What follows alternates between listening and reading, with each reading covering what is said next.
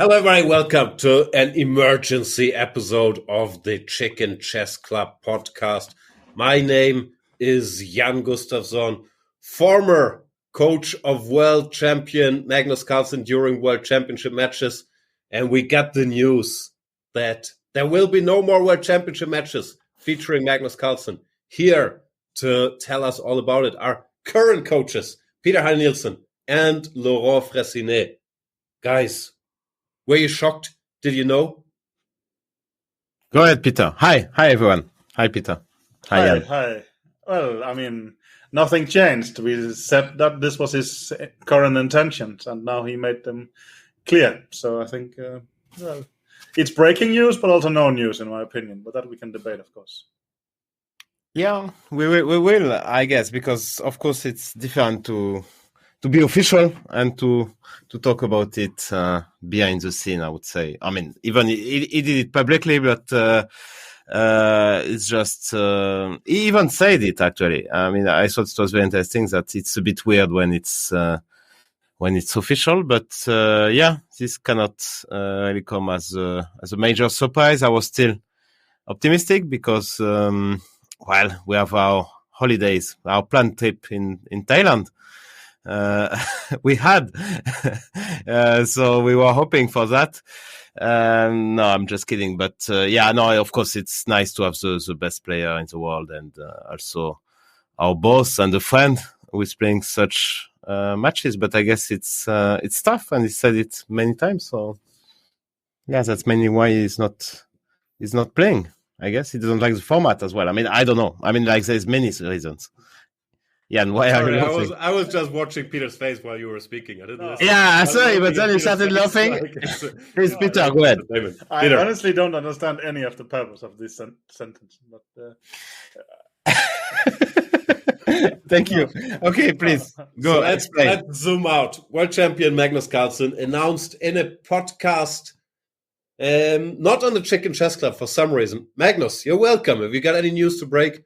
He announced that he would not defend his world champion title, which in practice most likely means that Jan Nepomniachtchi will play the next world championship match against Ding Liren.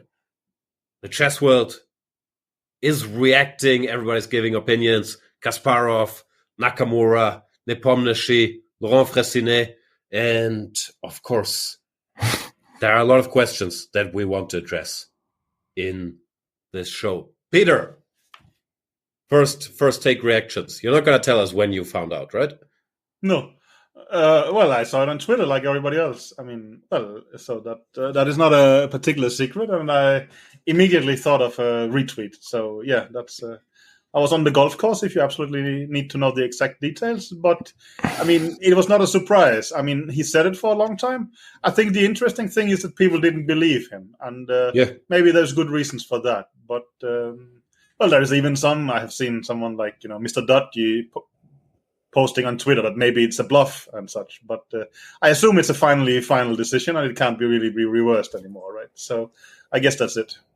No, you're closer, of course, but that's also how I felt from my end. Like, before even the last match was played, he told us this is most likely the last rodeo. After the last match, that was also mentioned both privately and publicly. He very much said it's unlikely he will play the next match. And he didn't really change it either behind the scenes or in public. So it felt very consistent all the way. And I've been telling people for months, he's not playing, just no one listens to me. And why would they? Had Magnus said yesterday that he is playing, of course, all of us pundits would have looked stupid. He had that right, but it felt like it just wasn't happening from everything we knew, no? Yeah.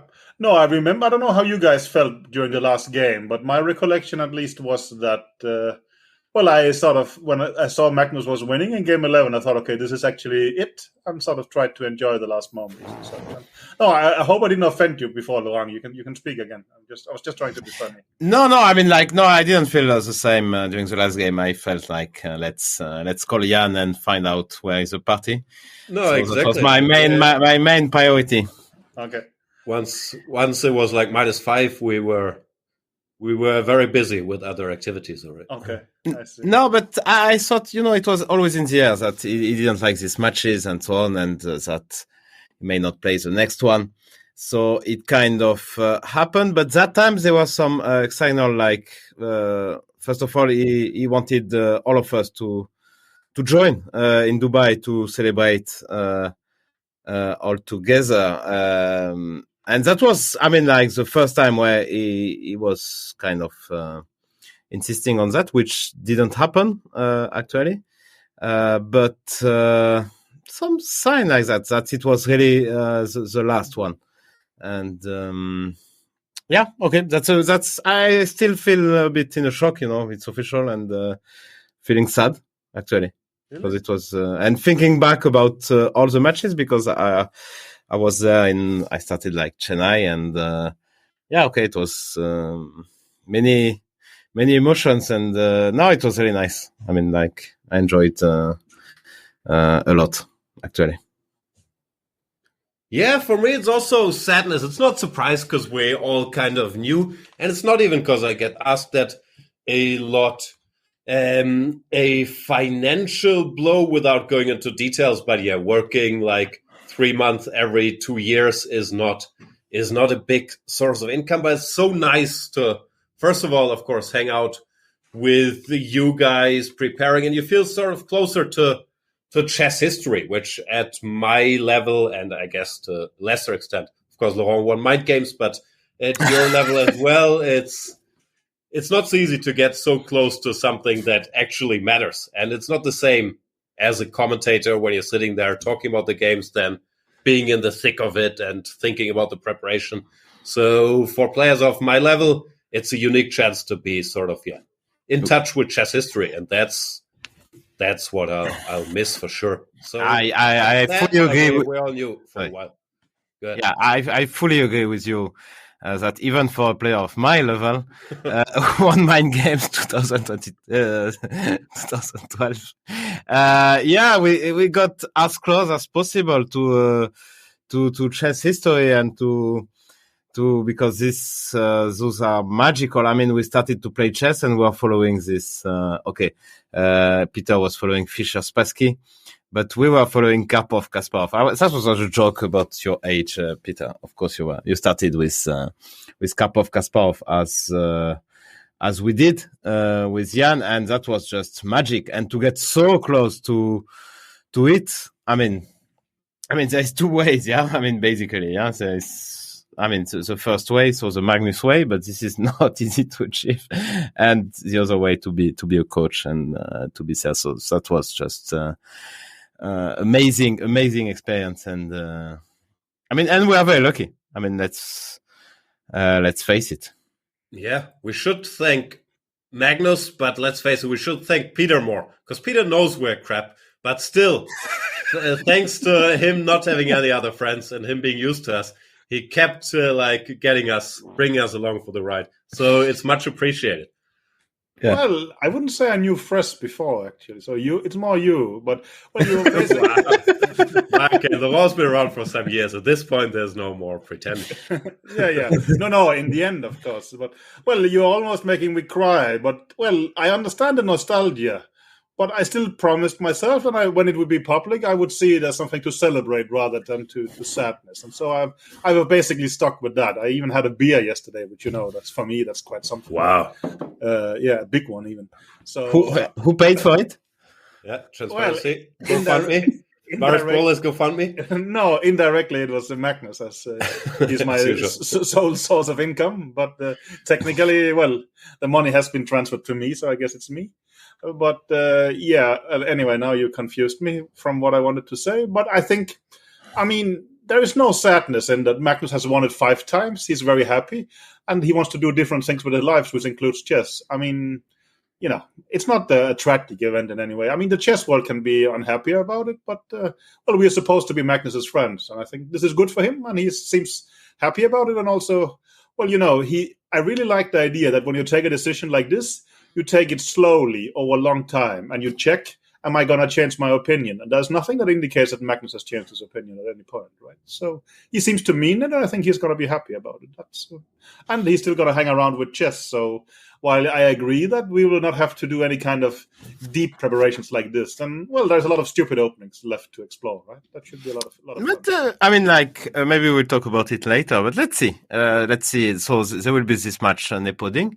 When Nepo or Ding will be world champion, let's see if he gets annoyed and wants to play and wants to come back and wants to get back his title.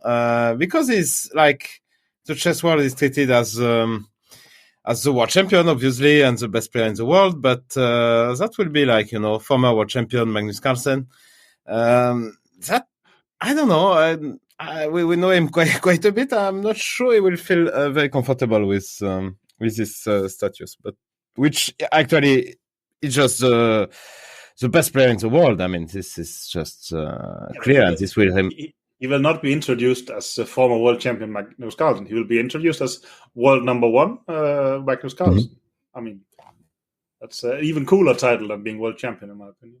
It's very hard to predict. I disagree. It's a cooler title, but that I think doesn't matter so much. I'm wondering, though, if it will annoy Magnus to be asked, because he will be constantly asked every tournament he plays, like, are you done with World Championship matches for good? Is there a chance you will challenge World Champion Ding or Nepomniachtchi? Will you play the candidates? How do you feel about not being World Champion anymore? I'm curious. I find it hard to predict. Like, he thinks differently than us. That's why he's World Champion. And it did very much seem like he's made up his mind. But I'm not sure if even he can predict how he will feel about not being World Champion. I think so, because... he knows that he's the best player in the world, and as long as that is not debatable, I don't think he needs the title. I mean, for instance, me and Laurent, we argue who has the best chess career. That's because there is some kind of doubt. There is a discussion, right? But there's no discussion. There's no doubt in Laurent's mind. No, there's absolutely no doubt. Yeah, that's a point I wanted to make. Thank you, Jan. But thanks. I mean. Well, there's no one who, in their right mind, would argue if Magnus is the best player or not. Then it will not annoy him. Maybe in 2 years or in 6 years, it might. But then, he could also have lost the title in between. I mean, I think you forget about the magic of and the history of World Championship matches. And this, I mean, very few people actually got the title. Like, it's like he's the 16th world champion in like 120 years. So, that's not many. So this is kind of there's something magic, and this is our tradition. These World Championship matches, and it's not the same. It's not the same. I mean, I would, if I would have to choose, I would prefer to to be in a parallel world, to be world champion than world number one. I mean, it's very clear. Yeah. No, I agree. The way I think about chess, it's always this classical lineage, what we were brought up with, like Kasparov, Karpov. And then even when Kasparov, that's the question, even when he wasn't like official world champion, to me, he lost the title in 2000, where he lost to Kramnik. And it doesn't matter like what federation or what the match is called. It's this lineage we look at, no? And those are the big events. Like then we had Kramnik Vichy 2008. Then we had Magnus taking the title from Vichy, and we had the area of Magnus. And now, if it's Ding as the classical world champion, even if Magnus is the best player, it will create a strange world. I'm not sure. Or Nepomniachtchi, I have no idea.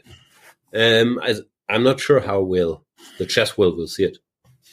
Yeah, but I disagree that it's going to be a problem for Magnus. I mean, also, it's stressful to be the world champion. Even Donna writes in about his book that Oewe was trying to get rid of it as quickly as possible. I mean, it's a bit of a joke, but still. But Oewe wasn't the best player. That's also no, but it still creates a lot of stress. Well, maybe when he won it, he actually was. Yeah, he could. I could make that point. I think, I just did at least. I mean, I don't see that Magnus, that him being world champion matters a lot. He's a 5-time world champion. He's never been defeated in matches and such. He's the highest rated player for 10 years. It's difficult for me to see how it adds particularly to his legacy or his image. 5 times world champion is like Vichy. Yeah.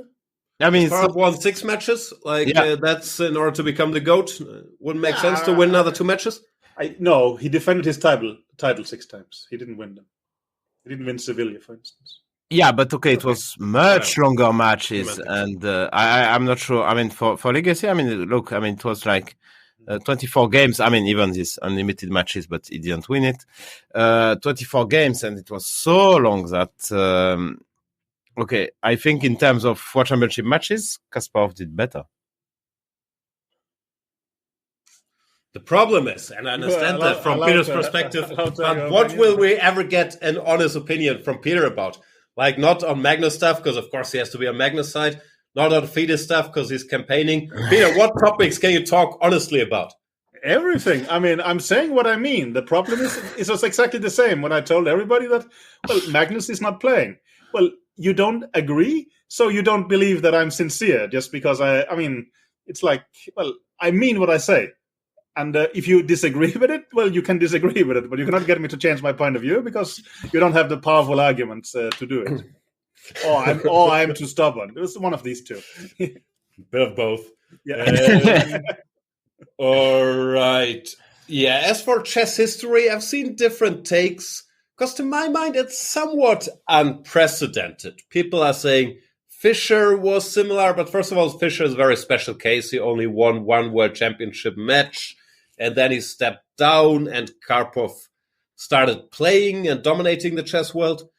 There, Morphy was mentioned, but he also retired. It was a bit of a different time at age 22, whatever it was. It was a very different time, not official. Lasker, I'm not well enough read on chess history. It looked to me, from what I read, that mainly he was sometimes trying to make money, avoid the best opponents, but not exactly. Like he wanted to get rid of the title.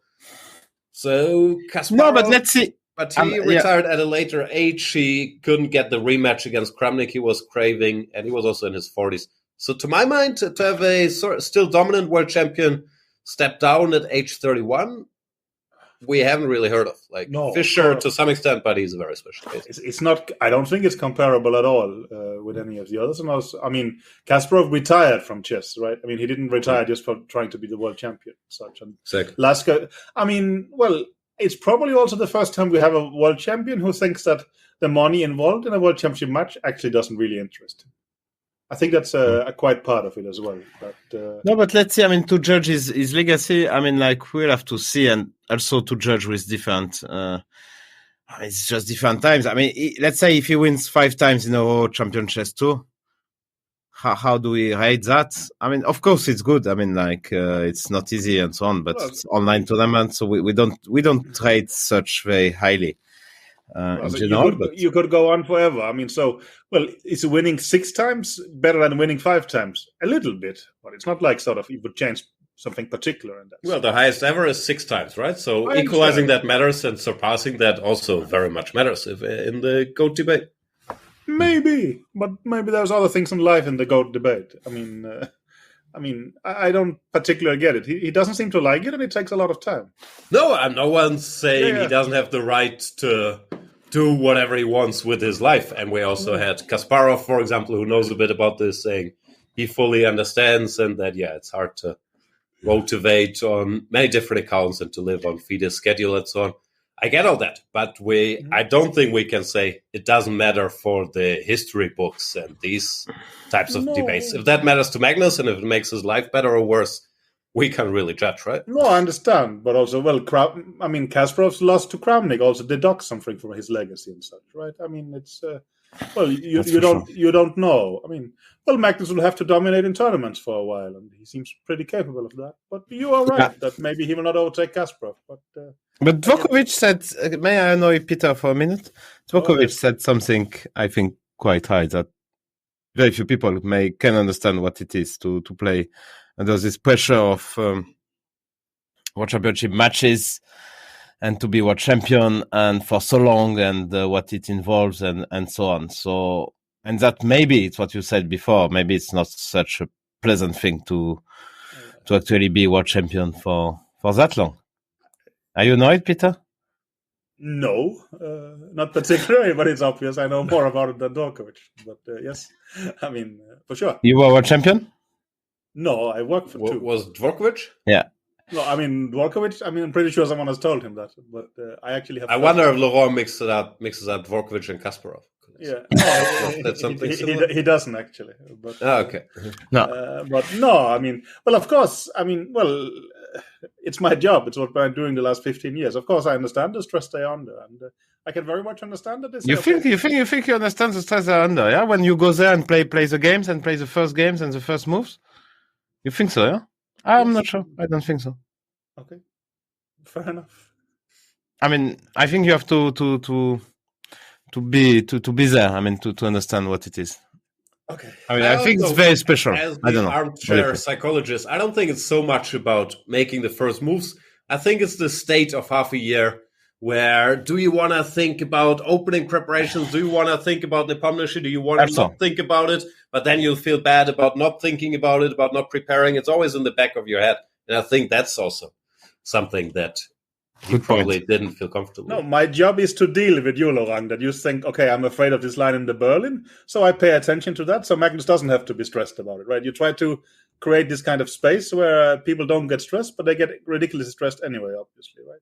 Yeah. But there's no way around it. You cannot think about it. Yeah, but to which extent? I mean, to which extent is hard to describe, yeah? If you didn't go through the process. Of course, you would not know exactly, but, well, again, I'm also not blind, right? So hopefully I pick up a bit. But okay, let's get to the important questions. That was a bold statement. Yeah, that is true. I'm severely sight impaired, but I'm not blind. Anyway, yeah. Fair enough. So yeah, let's go through the questions. You're right. Would Magnus have played the match had Nakamura finished second in the candidates tournament? So I watched the video of Nakamura's 17 minutes where he's mocking us after we made predictions. By the way, Ikaru, if you are watching us, you made the predictions that Magnus was going to play anyway the match. So it reminds to all of us that it's not so easy to make predictions. And we are just biased and haters as well. Because, okay, everyone is... we are getting shots to everyone, especially to him and Nepo. I mean, like, he complained about me, about you, about Peter, I mean, about everyone. We are all in the same bag, but I'm special because I said that he has boring openings. I mean, like chicken openings. And he claims that it's not true because 20 years ago, 2004, he beat me in it's a very nice game, actually. It was a nice game, a very important game for me. Because it was B group in Vaikanze, so I could qualify for A group. So he beat me in a sharp Italian and played a very nice game. But no, I don't think. And then he's claiming, sorry, I just discussed a bit. And now, I mean, please behave yourself. I like that we ask would Magnus have played the match and Laurent gives us a touching half-hour rant about It's not half hour, it's half minute. I mean, come on. So I don't think he would have played anyway. My answer is no. So, okay. Yeah. Fair enough. I don't know. But more chances. It's true, actually. No. Feels like it. Come on. No. No.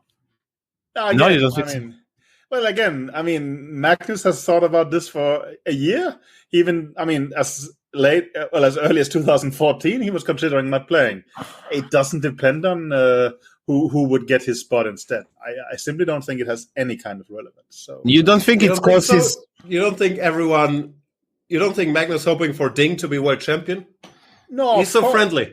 Of course, but I don't think it matters to the extent that Magnus would spend a year of his life on just out of spite. That sounds like me, but not Magnus, I think. No, I mean, that I don't see. I honestly don't see it. No, this I am completely sure about. But again, you can call me propagandist or whatever it's called. Yeah, but it's impossible to check anyway. So yeah, we don't know. It's all guessing, or maybe Peter knows, but then he's not telling us. So there is also always an option. So next question, I will answer in 45 minutes. Don't worry. Is Nepo Ding interesting? Yes, I'll watch. I think it's very interesting. It's still a classical world championship match.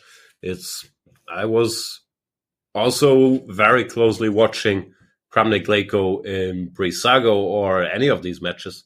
So I think it's very interesting. It's not as interesting to me as a Carlsen Nepomniachtchi or a Carlsen Ding match, but it's still a classical world championship match. It's the biggest event of the year, like no matter what tournaments Magnus plays in. I agree. Who is the favorite? I find it very hard to judge. Like I think it's my boy. like Ding's pure chess level. I think he's somewhat more stable, and maybe his chess level could be argued slightly higher than Nepomniachtchi's, but Nepomniachtchi has the experience. He's crushed the candidates twice.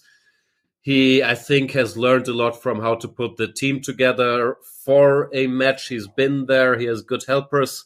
And Ding's structure, like he arrives alone at the candidates a day in advance. I'm not sure how much can be fixed there in time to like have a proper setup, which I don't know, makes it a crapshoot for me. I think it's 50-50. I will follow up my argument for the candidates that Ding he's a lucky guy. I mean, he shouldn't be in the first place in the candidates. Then Kayakin got banned. Then second time he finished second. He's beating Nakamura in this last game in candidates. Then Magnus declines. Then he gets against his spot in the match from out of nowhere actually, because he couldn't play for 2 years.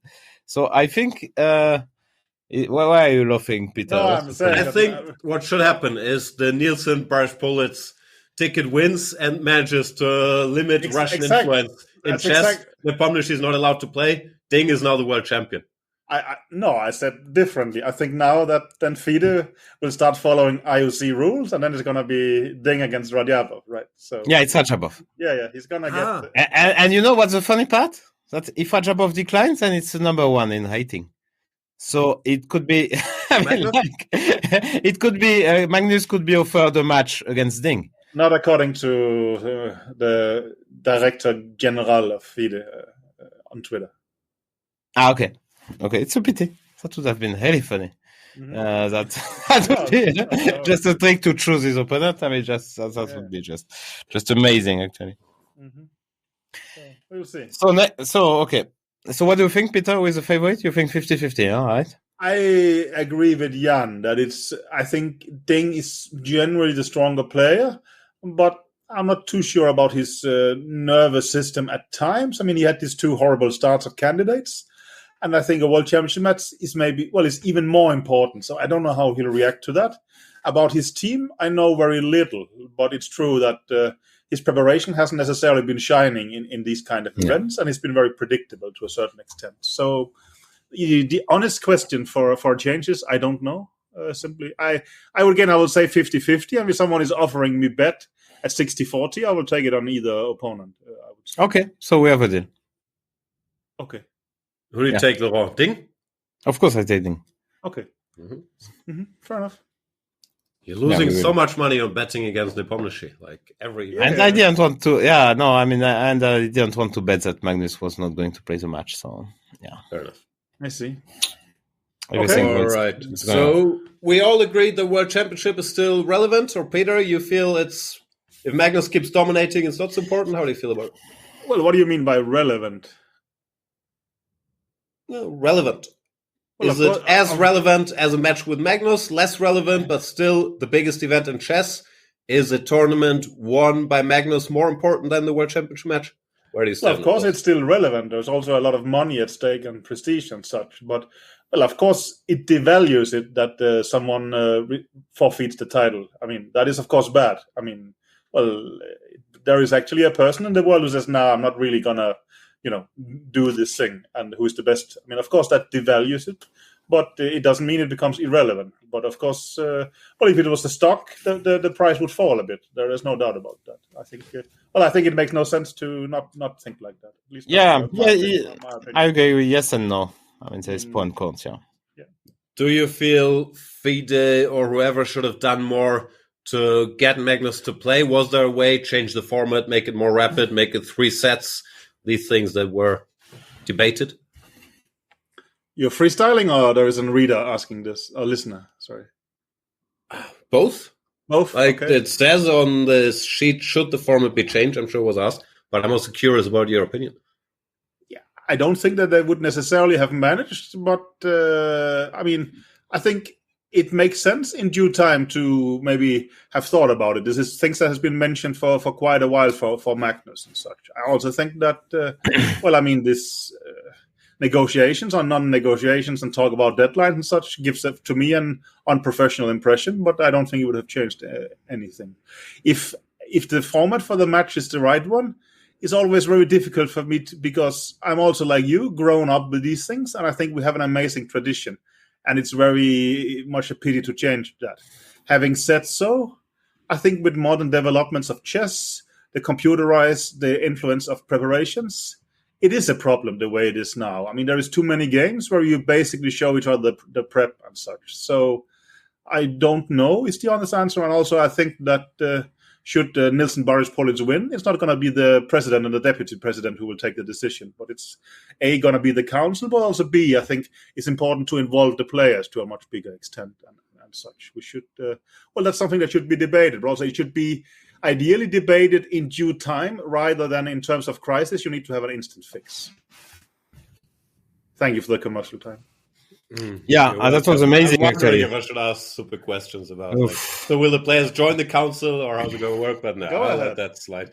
By the way, we forgot about one question which was asked a few times. Is Magnus a chicken? I mean, I would say, of course not. It's not at all. I mean, like when you play so much and you played like 5 matches, I mean, it's clearly you're not a chicken. I don't think so. The decision is not born out of fear so much, no? Even though, like, he did say he didn't feel he had much to gain, but I don't think that's the same as chickening out. No, it's more about... And to be honest... I don't know, life quality, being happy, no? Like, and Nepo is a pretty good opponent for him, I would say. Statistically.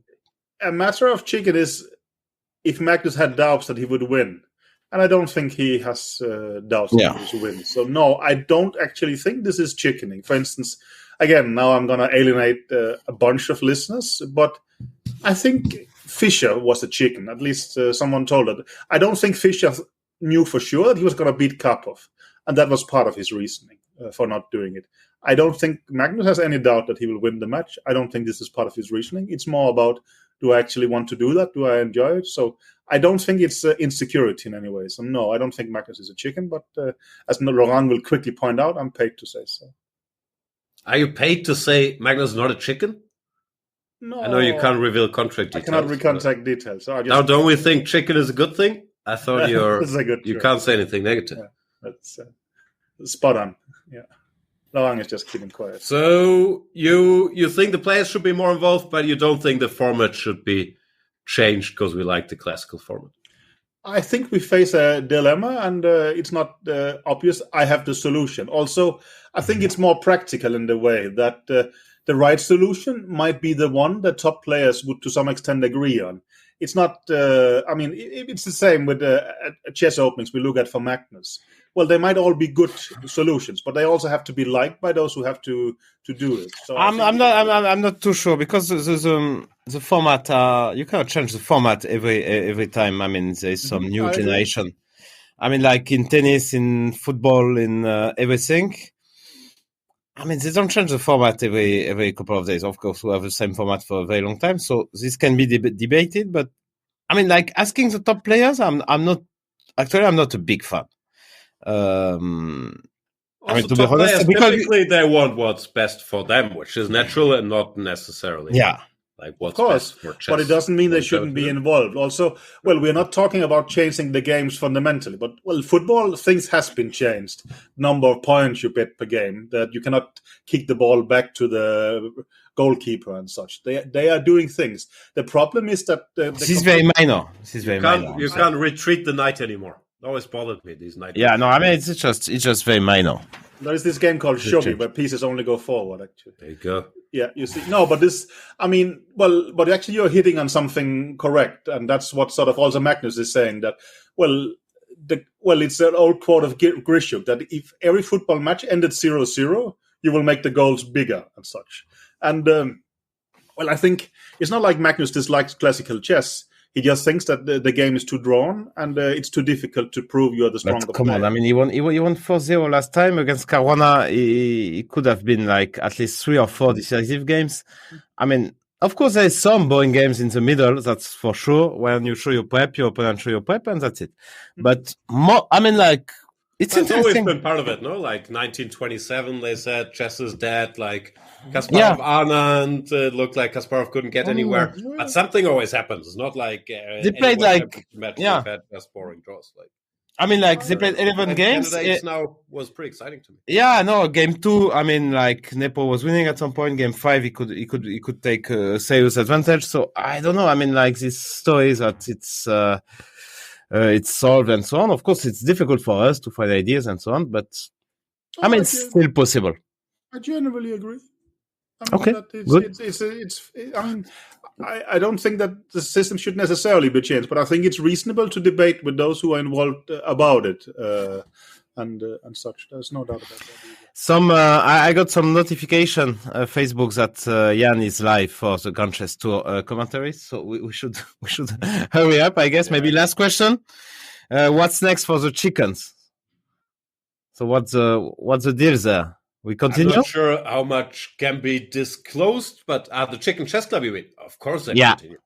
Yeah, let's continue. I think the question means what's left for us in terms of working for Magnus, no? And okay, it's up to you guys to talk about. For me, I was only working during the World Championship matches, and that's clearly not going to happen in the future anymore from what we see so far.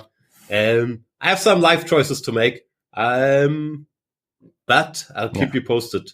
It's not like I mentioned earlier that this is a big financial thing. It was every 3 months, every 2 years. But it's more the choices like, do you want to do more commentaries, influencing, or work as a coach? We all know Peter, he's into politics and not so much in the second openings work. But I quite like it still. So it's going to be curious. What's going to be happening for you guys? So I'm actually, I was helping for all the matches, and I was helping for most of the classical tournaments as well, Peter. But I'm afraid I will be too busy with appeals committee after August 3rd. So I don't know. We will have to discuss anyway. But, that's the dream. That's the dream. But what do we do if Peter wins? If Peter wins? Yeah. I mean, like, then it's life comes. I mean, the dream. Okay, that way around. I thought in our help campaigning against him, Peter should reward us. I thought you were a lot of appeals committees. Yeah, we can play it from both sides. Yeah, that's good. Sure. Because if Peter wins, we're the most qualified, and Peter won't hold a grudge. While if Peter doesn't win, Peter, it's going down to reach us. Thanks, by the way, Peter, for giving us great hotels after we complained in the last episode. Very happy, very happy. 5-star not very happy. 5 minutes from the venue, and much appreciated. I was happy the first 5 minutes, and then I realized that you got a much better hotels than me, and I was very upset. I was very upset. I mean, like, it's amazing. So, Peter, what's next for you? The same that I've always been doing. I'm working for Magnus. What happens if you, against all odds, win the FIDE elections? Same as always. I will work for Magnus and be the FIDE deputy president. So the rumors that some members of Team Magnus don't think that can be combined are unfounded. I have not heard these rumors. Another lie, ladies and gentlemen. No, we just can never get an honest answer out of Peter. No, so we should end the show. I don't think anyone in Team Carlsen. I mean, who is Team Carlsen? No, I don't think so. Who is Team Carlsen? Who is Carlsen? I don't know that guy. Which Carlsen? Which Carlsen? Well, I mean, now he's out of the World Champions League cycle. It's coming easier and easier, in my opinion. I mean, okay, he will be probably qualified for every candidates tournaments by hiding.